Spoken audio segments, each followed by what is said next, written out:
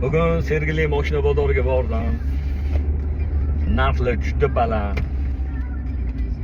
Qoyil qoldim lekin. Nimani hisobiga baland? Lekin hayronman. Oluvchi ham unaqa ko'p bo'lmadi. Mashinalar ham unaqa sotilgani yo'q. Endi men u mashinalarni mana K5lar so'rashdi. K5lar eng arzoni 100 ming yurganlari 24 ming deydi. Qoyilman lekin. Olganlari ketaveradi 25 ming, 25,5 ming. Nimani hisobiga? Lekin narxlar juda baland. Xudo xohlasa endi kimlardir sekin tashiydi deyishyapti. Agar tushsa undan afzal.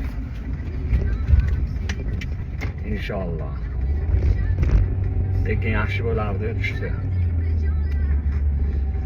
Endi Kraftga to'da mashinalarni obzor qilib bermoqchi edim, juda baland. O'shanga arzonlarni qidirib, sekin qaradim. Captiva 13lar ham 12,5 ming, 13 ming deyishyapti. 2012larni Kraftga tozalarini 12 ming deyishyapti. Voy bu. Xudo xohlasa mayli.